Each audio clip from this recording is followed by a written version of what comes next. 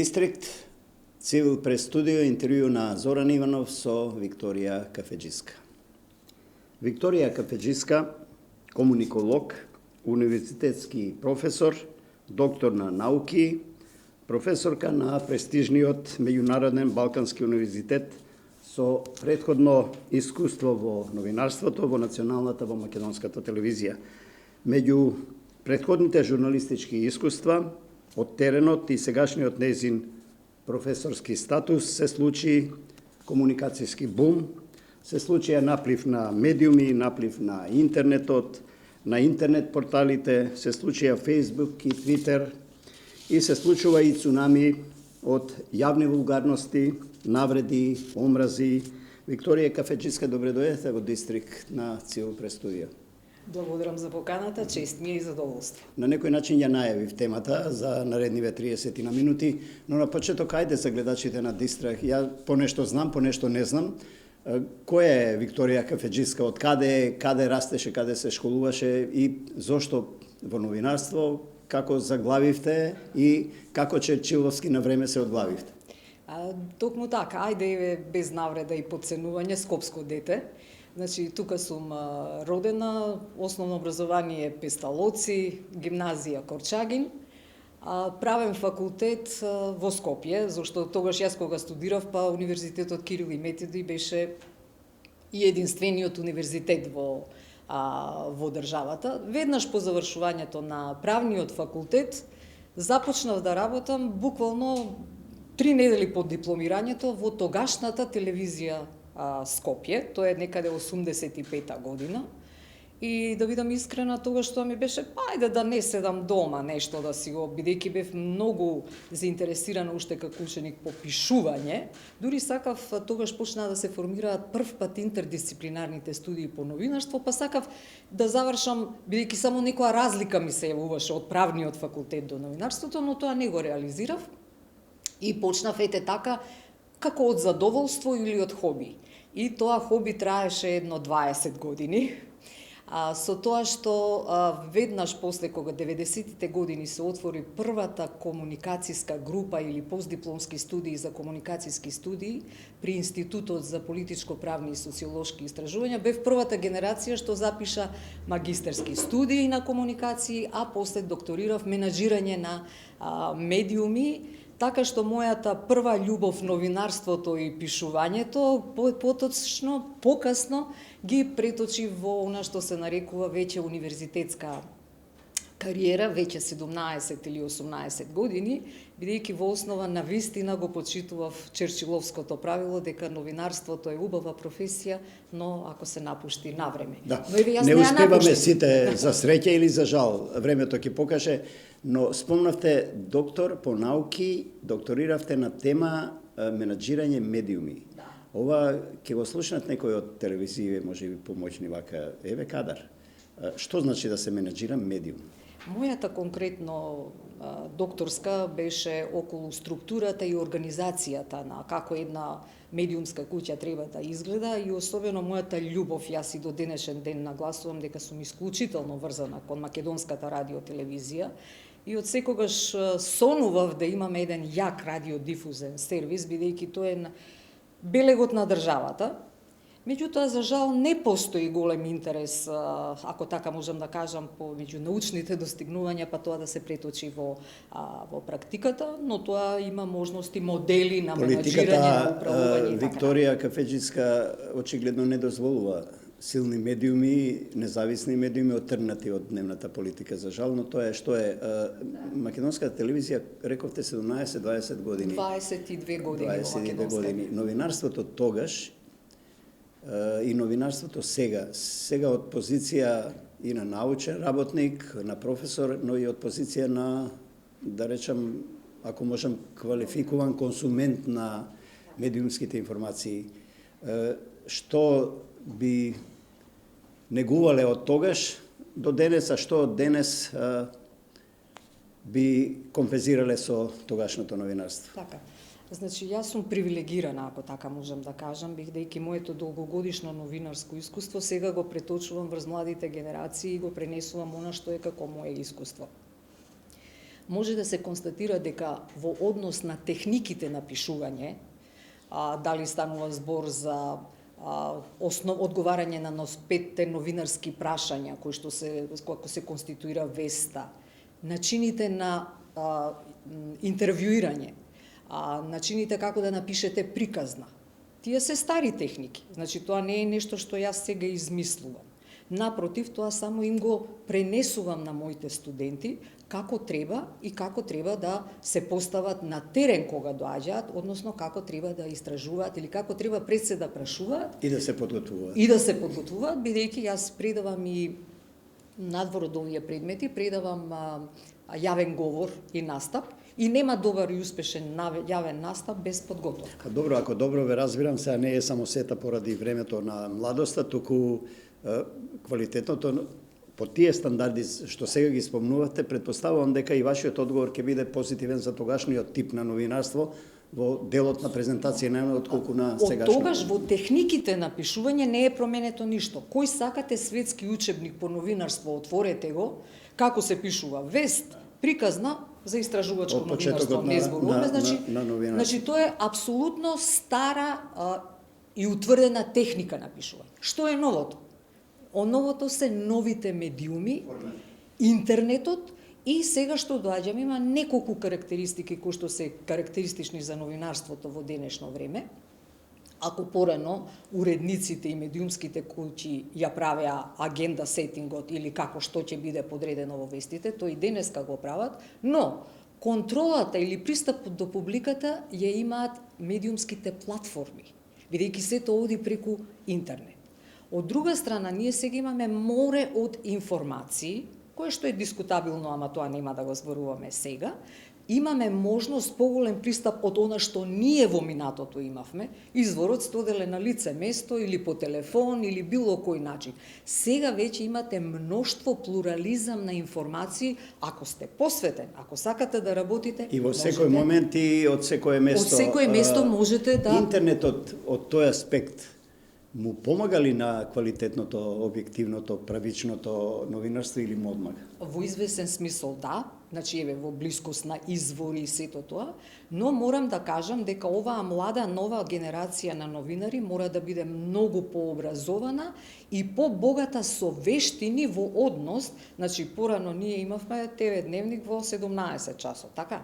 Значи треба да подготвите до 3 часот да сте готови. Сега ако имате информација, пишувањето на веб страните, веб порталите е многу побитно. Консумира веднаш. Дури ако имате печатен медиум, слободен печат, зевете ги сите наши печатени медиуми, имаат портали. И новинарот мора брзо да реагира, но сега тука е правилото да бидеш прв во информацијата, ама во точната информација. Јас тоа особено им го нагласувам на моите студенти. Не е секогаш до неточните информации. Да, не е секогаш ајде прв, нели владееше порано да сте први во новинарството. Први и точни. Да, веќе редакциите ја немаат врската да бидат први токму поради таа нелојална конкуренција на интернетот, бидејќи може било кој да ги претрка. Но веројатно контролата, професионалноста на редакциите има врска околу селекција на тие вести и на автентична презентација на настаните. Но ајде и за тоа малку подолу. Ова околу прашањето, кај на вашиот факултет, кој се може да биде, Викторија, новинар, кој не може да биде, мислам како карактерна особина, кој се може да се занимава со оваа професија? Што ни се случува? Дали секој станува новинар? Дали секој денеска може да биде новинар? Видете, значи, секоја професија е прашањето дали можете тоа да бидете, дали можете лекар, дали можете судија, дали можете новинар, и тоа пред се зависи од личните предиспозиции на поединецот, но се разбира, новинарот сам по себе, ако не е љубопитен, јас секогаш им викам исто така на моите студенти, вие, ако во еден момент слушате, еве мене сега ме слушате, треба да сте во моментот подготвени да ме поставите 2, 3, 5 прашања. Како тоа може? Тоа може само со тренинг и новинарот треба пред се да е љубопитен. Јас не ја поддржувам тезата дека новинарите треба да бидат агресивни, па ако сакате понекогаш и невоспитани и некултурни, зашто сметам дека ако сте како новинар подготвени, ако знаете што барате од вашиот соговорник, по силата на фактите, аргументите можете да дојдете до информации. Не значи дека треба да трчате, да бидете арогантен, да навредувате. Тоа за мене е дури, да не употребам тежок збор, забрането. Јас би го забранила. Се разбира дека во денешно време не постои таква можност. Тоа зборот ми е дека би го треба оставиле на саморегулација, веројатно, да, на етичноста на но не новинарите. поддржувам дека треба да сте, не знам, агресивен, безобразен и така натаму. Не, треба само да сте подготвен, љубопитен и спремен да се фатите во костец со една јавна професија. И како велиме во редакциите да не дозволите соговорникот да ве вози едно поставате, тој друго ви одговара. Апсолутно. Но на телевизиите се уште влијателни медиуми. На екраните гледаме, па и на порталите со ваков тип на, ако можам да кажам, на интернет телевизија. Гледаме колеги кои со гестикулација можеби сакаат да остават печаток на не знам на нешто. Што им порачувате на вашите студенти? Говорот на телото понекогаш е неизбежен. Нели? Еве, и јас ги понекогаш ги мимиката користам рацете, некоја гестикулација и така натаму. Меѓутоа, говорот на телото станува поагресивен кога немате аргументи устни, кога вашиот јазик или ум на некој начин се стопира. Веќе во делот на психологијата, веројатно. И се разбира дека тука треба да сте исто така добро подготвен, за да можете на некој начин да го дадете максимумот од себе, но нормално дека не сме ние живи луѓе сме. Не? Така, добро, професорке, може ли да кажеме дека карактерот е многу важна особина за оваа професија? Па да, секако дека можеме да кажеме дека е важна, меѓутоа ние живееме во едно сега такво време, не време би рекло. Тоа да прашам. Дали тоа важи тие стандарди некогашни во карактерна смисла за сегашното новинарство? Видете, значи живееме во едно такво време, не време во кое што за жал повлеченоста или воспитанието не се вредности.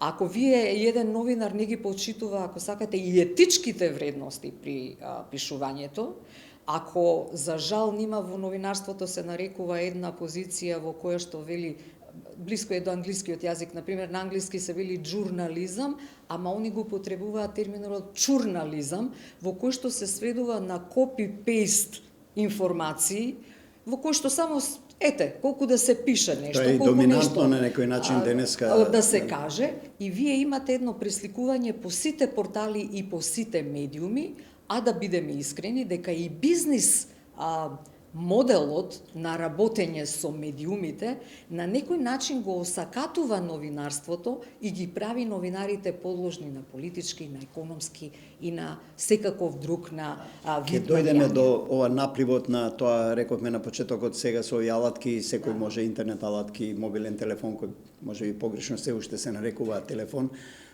Секој може да биде новинар од секое место, да биде сведок на некој настан да пренесе информација. Претпоставам и вие ќе се согласите дека обврската на редакциите е да ги проверуваат информациите пред да ги објават, за разлика од нас обичните граѓани. Ќе видиме без можност да толкуваме и не интересира тоа, нека се мислат институциите и професионалните новинари.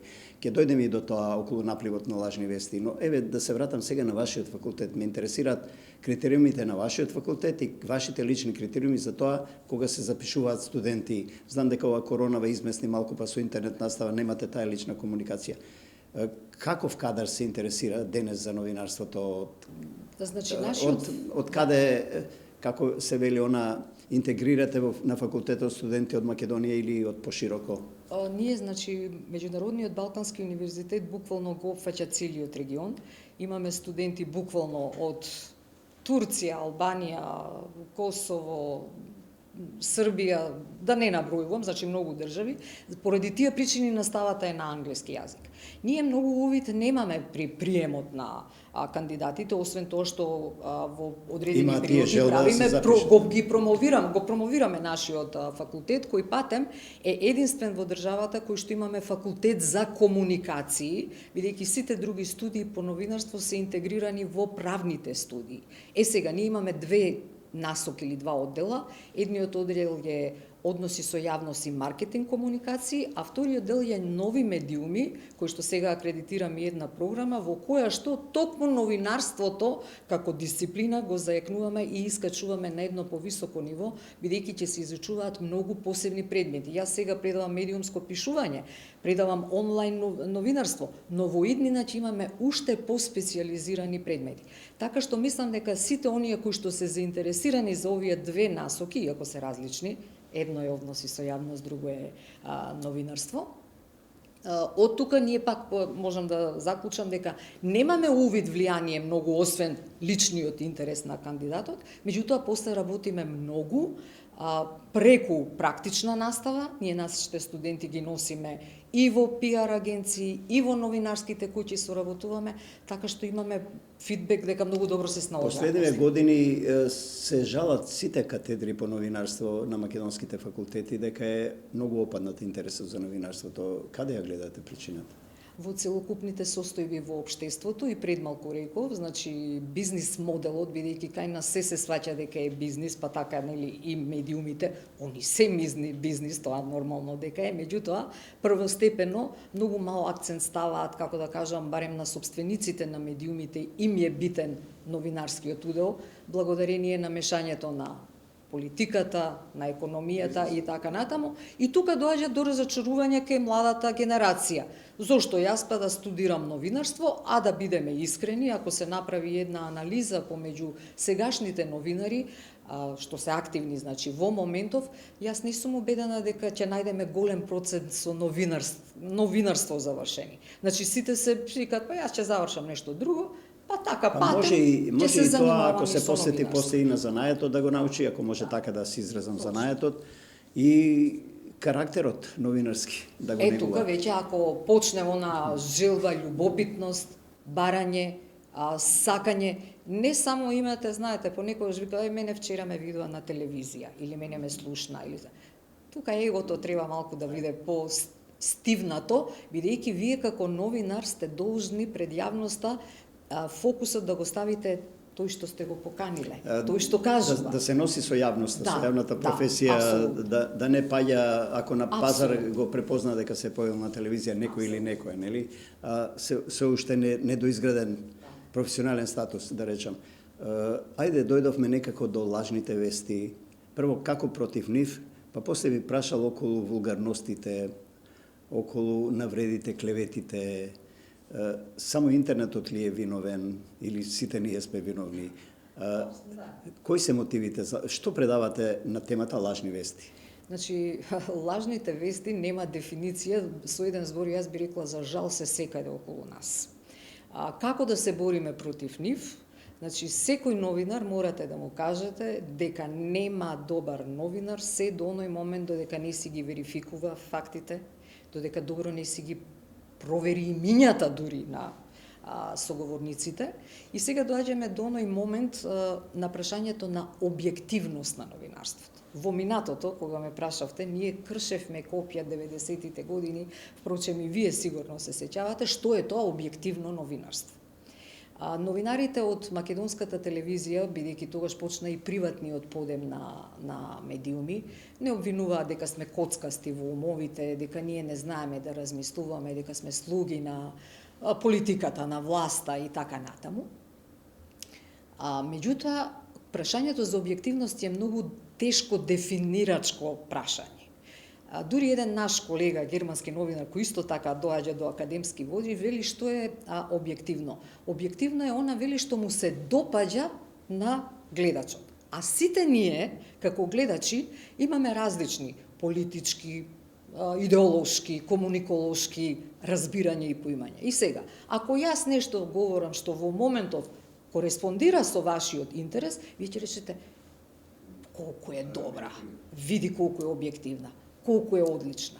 За разлика пак другиот ќе рече, погледни што зборува, какви глупости. Може ли предрасудите да се еден од клучните елементи на таквата реакција? Например, кога гледаме дебатни емисии, па дел од публиката навија за едниот соговорник, другиот дел за другиот соговорник, без да ги сослушува аргументите и на едниот и на другиот. Апсолутно. Ние сме сите. Ова го кажам за да дојдеме до темата медиумска писменост. Што им треба на луѓето, на граѓаните, па еве, вклучително и на сите нас, нели, како консументи на медиумски информации, па и на интернет информации, па и на приватни овие интернет комуникации од типот на Твитер, на Фейсбук. Што значи медиумска писменост? Таа медиумска писменост е токму ова што го велиме.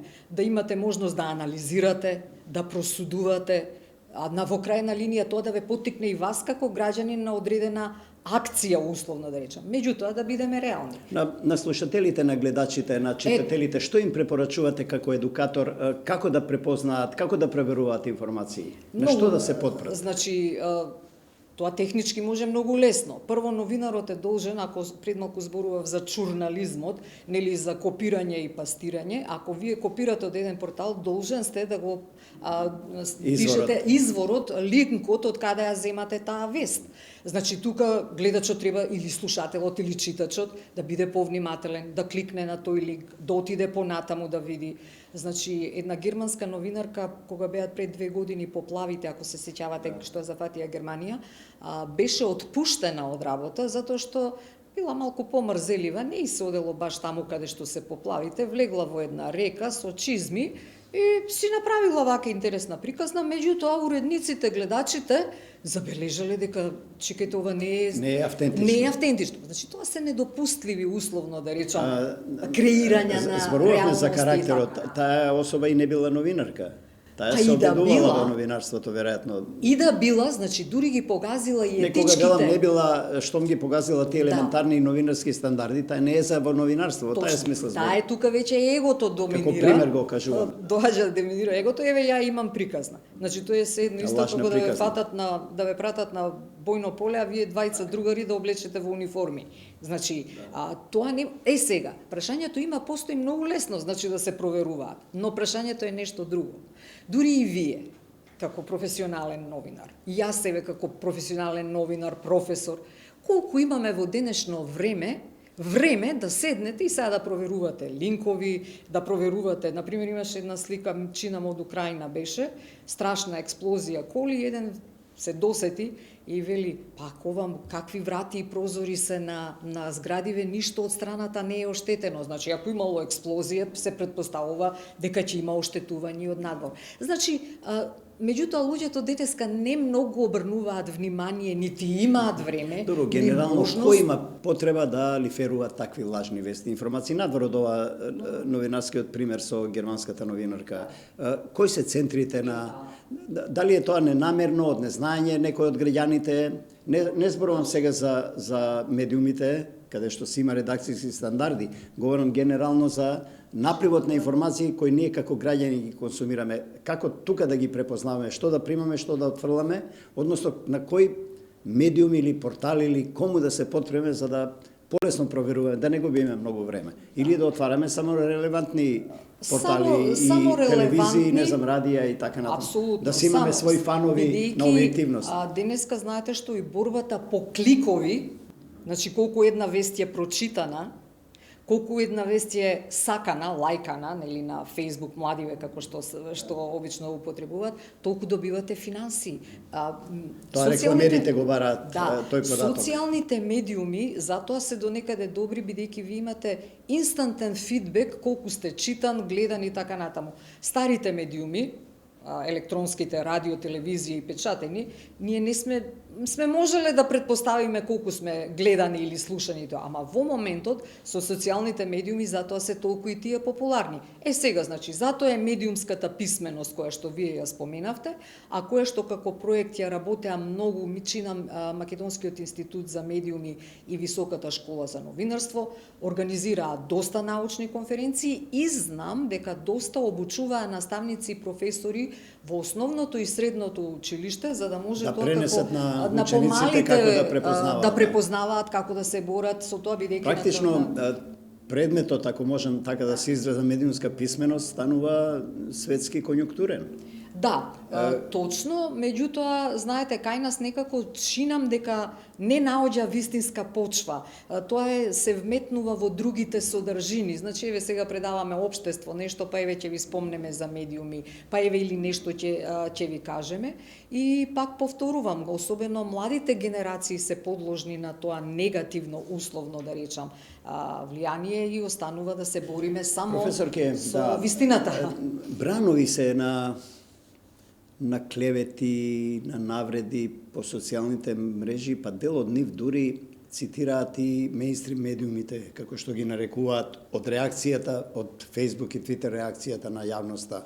Еве, може би, забелешав еден ваш коментар кој морам да признам и беше и повод, некако ме подсетивте дека ќе бидете наш добар соговорник овде во студиото на Цивил Медија. Ова нашава мала представничка Андреја на Евровизија, нешто со тоа знаменцето го фрли, јас чинам сакаше елегантно колку можеше во тој шок момент кога сакаше да биде и она фотографирана, и таа фотографирана тука на таа сцена, како на црвен килим во Холивуд некако, нели? Јас можам да ги разберам тие сценски ситуации на луѓе кои дошле таму за да се афирмираат. Го некако малку остро, но сепак нежно го фрли, го одвои знаменцето од себе, а не го фрли, но се нафрлија, може би јас грешам во проценката, ќе ми објасните и вие, но се нафрлија, не знам, многу илјадници, луѓе со најпогарни зборови, па измислуваат патриотизам, непатриотизам, не знам, треба да се забрани, да се врати, па македонска телевизија, мислам, со едно несреќно соопштение, место да ја одбрани како свој човек, мој суд, може би немам право тука вака да го изнесувам, таа даде соопштение дека ќе размислува да ја врати, мислам, што е тоа додворување, кому на тој лажен патриотизам или Значи, чин? ова е тема Што се случи како бран? Мене особено ме И не е само таа, како пример ја земам за многу други настани. Апсолутно. Мене исклучиво многу ме загрижува тој говор на омраза што се шири како пожар по нашите социјални медиуми. Конкретно примерот за Андреја, за во што јас реагирам. Се извинувам, може прашањето е за психолог, но бајде во некоја прилика и тоа и се шегувам, да. Значи, што е прашањето? Јас не го оправдувам потезот на Андреја. Еве, јас лично. Не ми се допадна, знамето те определува како држава, лошо се однесуваш. Значи, еве, јас не го оправдувам. Меѓутоа, секој има право да си го каже своето мислење, како ќе го парафразирам Волтер, имаш право на различно мислење, твоето различно мислење, јас до смрт ќе го бранам за да го кажеш. Но, ако не постапила правилно, има начин, има зборови со кои што може да се упати релативно една млада личност да се искритикува. Вие, како велам, вие не мислам на вас, значи јавноста, да употребува такви, да се надпреварува во тоа кои погрдни, полоши зборови ќе употреби. Мене не ми се допаѓаше никако е она како изгледаше, визуелно. Меѓутоа, тука можам да кажам дека ќе најдам начин истото тоа како да го кажам. Јас не морам да верувам дека можела да најде подобар дизајнер, например. Дека таа е како клошар, дека излегла како од комуналец и така натаму, да не се осмелувам да ги повторам сите погрдности кои што беа речени. За жал, ние премногу за било што. Ова беше само можеби како еден повод. Меѓутоа, вие ако отворите било чии Facebook денеска или било каков профил, па таму се надпреваруваат во вулгарности, пред се, кои што јас на моите студенти викам да не ви паднало некогаш на памет да пишете или да зборувате со вулгарности. Значи, тоа е забрането за мене. Сега нека звучам старомодно, меѓутоа јас доаѓам од универзитет и јас морам да кажам како треба да биде. Јас нема да пактирам со условно да речам со јавноста. Не случајно ја спомнав веројатно тоа прашање за некој што се занимава со масовна психологија, но интернетот кога велиме и помага и одмага воопшто за општата наша македонска општествена култура, веројатно се употребува за она лошото. Што ни се случува колективно, фрустрации или се некакви несреќни или сме ние луѓето, јас себе се ставам во тоа, па не можеме да најдеме, немаме време да најдеме ова приемчив збор за да искритикуваме нешто, нели, да искажеме став некаков, па највулгарните зборови, они од најниската... Што дури ни дома не би ги употребиле, од најзатуцаното сокаче, нели, ќе го употребиме. Значи, што ни се случува? Јас ќе ви дадам еден пример кој е повеќе од деловното комуницирање, меѓутоа може да се пренесе и на оваа општа слика. Еден научник зборува за така наречената морална тишина, бидејќи ние не сакаме да зборуваме за она што е погрешно. На таа морална тишина нас ни се надоврзува моралната глувост, односно си ги туркаме главите како ноевите во песок, па викаме денеска не зборуваат за мене, Андреја ја напаѓаат, па не сум јас проблем. Како велат народното мечката додека не затропа во... И јас ќе удрам по Андреја. На овие две морални тишини и глувости се надоврзува нашето морално слепило, едноставно не сакаме да видиме дека некого навредуваме, погодуваме и дека ако не сум јас денеска повреден, може утре ќе бидам. Пак доаѓаме до новинарството. Сакам да кажам дека тие луѓе не размислуваат дека ако некој од другата страна не ги допре за тоа, но бидејќи не се јавни личности, може би некоја фрустрација, нешто, дали од тука ја чувствуваат мојта, слободата, но рековте вие има и други зборови. Тоа зборува за тие луѓе повеќе отколку за особата на која погрдните зборови, клеветите, лагите се упатени. Но тоа може да се решава според мене, пак ќе кажам, само низ прво во домашната средина, бидејќи ние сме прво обликувани од домашната средина, од семејството. Не може ако вашиот родител, татко вечерва седи пред телевизорот па му е крив цел свет, го пцуе, го навредува и така натаму, да очекувате вашето дете утре во училиште. Во маркетите, да. Така, ние сите носиме гнев и бес, од одредени причини. Но, кога излегуваме на јавната сцена, ние излегуваме во еден јавен простор. Зборувате сега и како граѓанин. И како граѓанин. Значи, јас сега еве ќе гостувам во нечи дом. Кога ќе ја пуштите вашата снимка и кога некој ќе ме гледа, јас влегувам во неговиот домашен простор. Сега тука е, значи, образованието мора да посвети многу внимание. Ние имавме во соседна Србија убиство поради булингот на една девојка преку медиумите и така натаму. Значи, тука мора да се посвети кон помладата генерација, бидејќи таа за жал гледа, чита, прави и од тој начин, на некој начин да се справуваме, бидејќи кај нас веќе линијата, ние слобода на говор. Да, слобода на говор е со универзалната декларација за човекови прави 48. Елементите на говорот се важни. Значи, со устав ни е гарантирана. Меѓутоа, ние не сме слобода на говор. Ние ја преминуваме границата од слобода на говор во говор на омраза, кој патем може да биде казнен. Спомнате вие едно масовно невоспитание кое потекнува можеби од разни фрустрации, не секогаш се родителите виновни па за тоа што нивните потомци нели реагираат можеби вака како на темата за која зборуваме. Но ајде да издигнеме ќе се вратам на лажните вести, на пропагандата, на лажните информации или на вистинските информации. Сега низ примерот на руската агресија врз Украина, сведоци сме на многу вести, на многу вистини, веројатно, но уште повеќе на лаги. Како тука да се однесува публиката, на што да се потпре? И второ, кои се тие центри кои го креираат јавното мислење? Дали тоа војна? Од последново, значи вие и во теоријата, ако отворите учебници и видите, ќе видите дека 90% од вестите доаѓаат од западниот свет, благодарение на Reuters, Associated Press, CNN, BBC, овие големи западни медиуми, кои што на некој начин се, да бидеме реални, креатори на светското јавно мислење.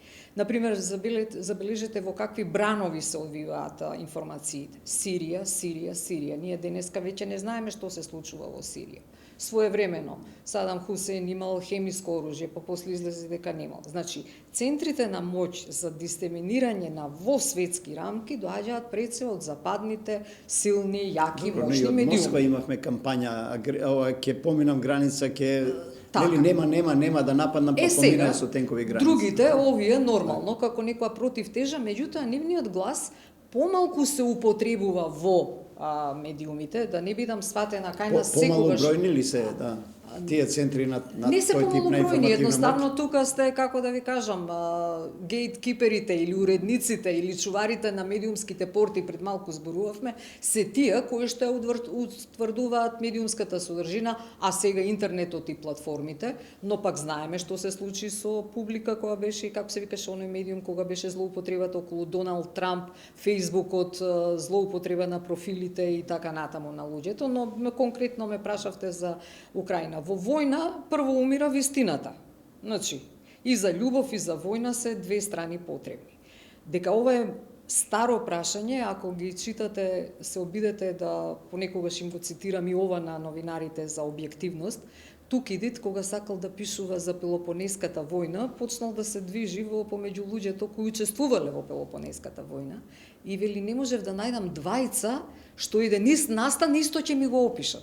Значи, пак доаѓаме до прашањето на објективното и субјективното. За нас, како, препорачувам дека на некој начин да се читаат и едните и другите центри на моќ, па сега вие, како сепак читател, зашто за мене секогаш публиката е таа која е главниот судија, не медиум. Така, ако добро ве разбирам, значи може кога зборуваме на оваа тема, генерално кампањите, пропагандите, поготово вака во војни услови, тоа се големи конгломерати, информативни центри контролирани од државите или од некои други центри на интерес, и војните медиумски почнуваат пред оние вистинските вооружени битки. Апсолутно, па да ве потсетам, ако се сеќавате кога се оцрнуваше Садам Хусеин тогаш за употреба на хемиско оружје, на суд излезе ќерката на тогашниот саудиски амбасадор да сведочи и после се испостави дека сето тоа било лажно, меѓутоа кој има корист се знае дека повторно се големите играчи на сцените и вистината, јас секогаш велам, е некаде помеѓу тие две во балансот на информирањето, ако така можам да кажам, и основното новинарско правило, знаете, секогаш било која информација нека има барем два извори на информирање. Не ја држете само едната страна, зашто ако ја држите и давате информации само од едната страна, во тој случај веќе како медиум и новинар се ставате во позиција на судија. Дајте ми два-три елемента, па јас ќе судам. Малку сакам да се повратам на говорот на омраза. Например, што е ако вие непроверено, вечерва јас на мојот медиум ве наречам дека сте лажов, крадец, со најпогрдни зборови во оцрнам, ала после неколку дена се испостави дека тоа не е точно. Тоа значи јас сум ве посипала со катран, сум истурила врз вас перја, па сега вие кувете се, ама катранот ќе остане секогаш. А и време многу треба за перјата сите да се извадат. Затоа повторувам, значи за новинарите според мене е секогаш верификување, проверка на фактите. Зборувам барем зборувам за нашата држава сега конкретно, не зборувам за овие светски центри и така натаму на информирање. Професорке, за самиот крај, за жал не истече времето, имавме овој разговор, но каде се амбициите натаму? Останувате на Балканскиот универзитет, можеби на УКИМ ќе посакате, или на некој од светските престижни, можеби, универзитети? Не, јас сум за сега сум презадоволна од позицијата на Меѓународниот Балкански универзитет и пред малку реков, мислам, тоа е единствен универзитет во кој што постои факултет за комуникација, нагласувам факултет за комуникација со две насоки, односи со јавност и маркетинг комуникација, и нашава втора насока, ја велам насока бидејќи јас сум таму на нови медиуми и новинарство, така што значи во таа симбиоза на овие две работи апсолутно со премногу љубов ги предавам предметите кои што се во доменот на мојата долгогодишна новинарска практика, а сега ги предавам од позиција и се што можам како искуство сакам да го споделам со студентите, ги носиме многу по медиуми. За странските универзитети секогаш се пожелни и добредојдени и како размена на знаење и како искуство, ги имаме тука и Еразмус програмите, преку кои што можеме да одиме и да црпиме и ние се уште, бидејќи јас сметам дека најбитна особина за секој човек треба да биде љубопитството и предизвикот и желбата за доживотно учење. Нема еднаш стекнати знаења и вештини. Да завршиме во духот што рековте. Ние, например, можеби нашите извештаи дури и дактилографки не ги чука, но денеска се тоа е на компјутер, на Твитер, на Инстаграм, на веб страници, што значи новите генерации мора да бидат и пообразовани и многу повешти од нас, бидејќи само така ќе има напредок, ако секоја генерација ја надминува претходната. Дистрикт, Цивил прес студио, Викторија Кафеџиска, ви благодарам. Благодарам за вас, чест и задоволство ми беше.